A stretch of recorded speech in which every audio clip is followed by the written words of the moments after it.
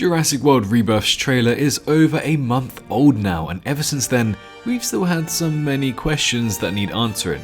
People freaking out about the lore, people wondering why we're going to yet another island, even some people wondering where Blue and Rexy are. They're dead. Okay, I'm just kidding.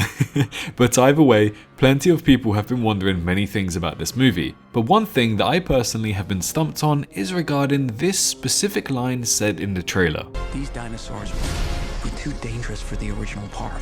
For a month now, I've been trying to make sense of this quote, as a lot of the species on this island have either not been created before the original park, they shouldn't still be alive since the late 70s, which is when it only makes sense for them to be born, or some of the species are just downright not dangerous at all. Let's take the Aquilops for example. What has this little guy done that's so bad that it labels him as too dangerous for the original park? Unless he's a racist.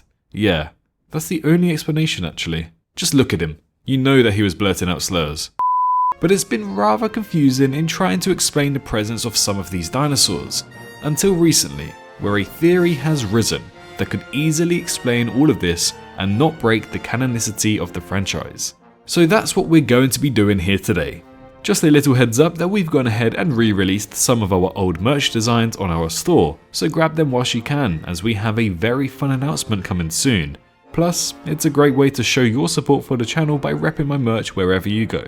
But let's get into the video and discuss the latest theory about Jurassic World Rebirth.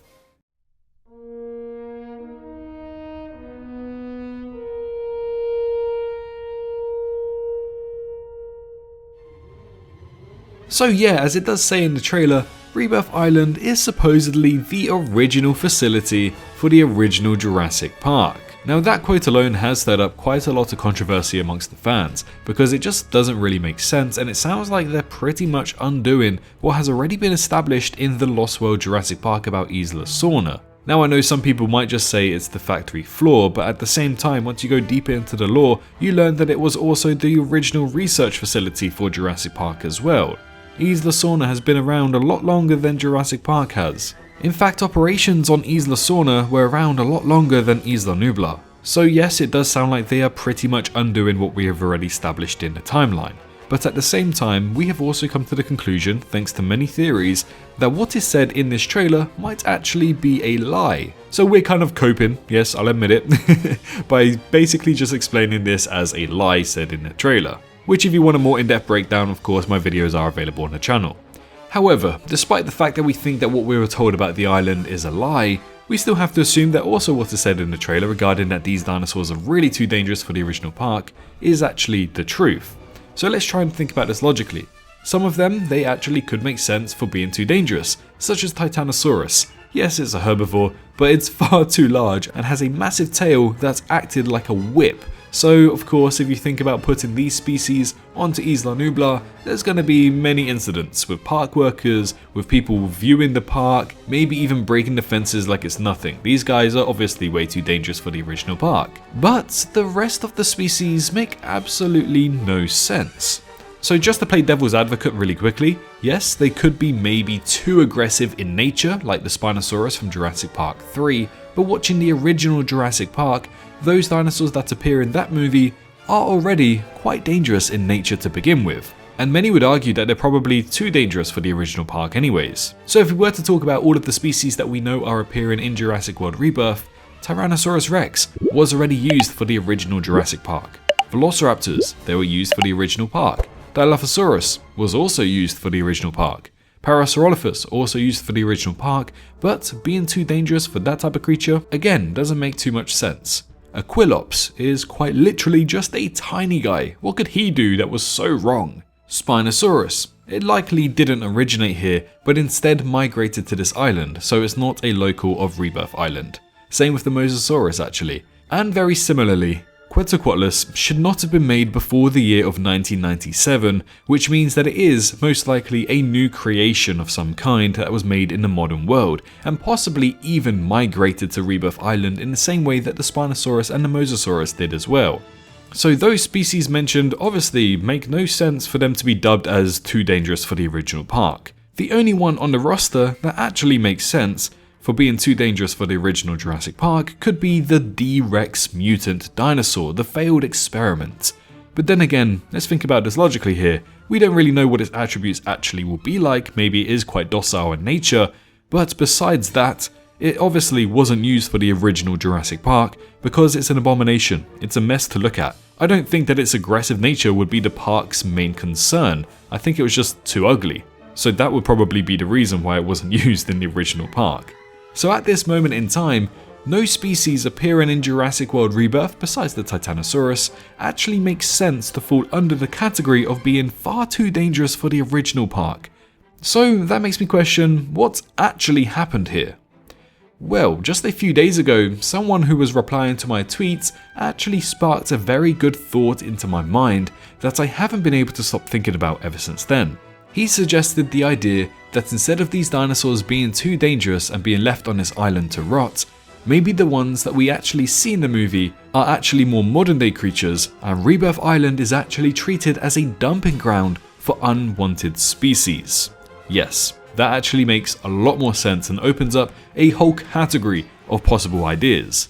That would actually explain how the land creatures got there, because obviously they can't swim, they can't fly, they have to have been placed there at some stage. Especially the dinosaurs that are obviously not dangerous, such as Aquilops and Parasaurolophus. Somebody has placed these dinosaurs here, which means that treating Rebirth Island as a dumping ground makes a lot of sense. But then some of you might be talking about, Swerve, what about the Spinosaurus, the Mosasaurus, the Quetzalcoatlus?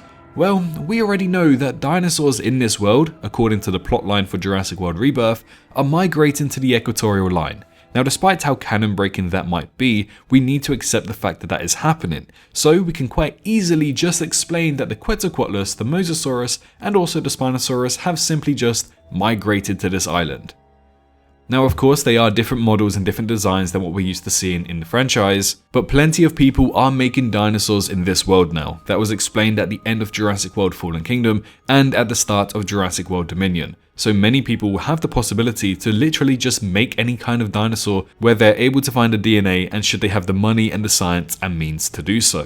So maybe some rich billionaire made a dinosaur, they don't want it, so they go ahead and just dump this dinosaur on some random island, not realizing that it was the original facility for the original park. That also goes for corporations and governments. We actually speculate that the whole reason why these dinosaurs are actually moving to the equatorial line is because some of the governments are playing a part in this and going ahead and trying to kill off these dinosaurs or basically just push them away. So even the governments might be capturing some of these dinosaurs and going ahead and dropping them off on Rebirth Island as a dumping ground once again. But of course, if that was to be the case, why are they saying that these dinosaurs on this island are too dangerous for the original park? Well, to explain this, we actually don't know what they're specifically talking about in the trailer. Since it is just a voice line, there is no confirmation that they are on about alive specimens. Perhaps this was said during an investigation of the broken labs, with the dinosaurs that are either still in test tubes this whole time, or maybe their corpses have rotten, or maybe they just found some files. So saying that would only aid to this theory. In conclusion, the dinosaurs in question on this island just don't make sense to the quote that was used in the trailer. So something is clearly wrong. But we don't know that that quote is aimed specifically at specimens that are currently alive and that they see whilst they are on the island. So easily, they could just be referring to the old and dead specimens that we never got to see. Rebirth Island could just be a dumping ground for unwanted species and also a home for species who have migrated. So this new theory really turns the story on its head and adds quite a good amount of interesting and possible lore to the franchise.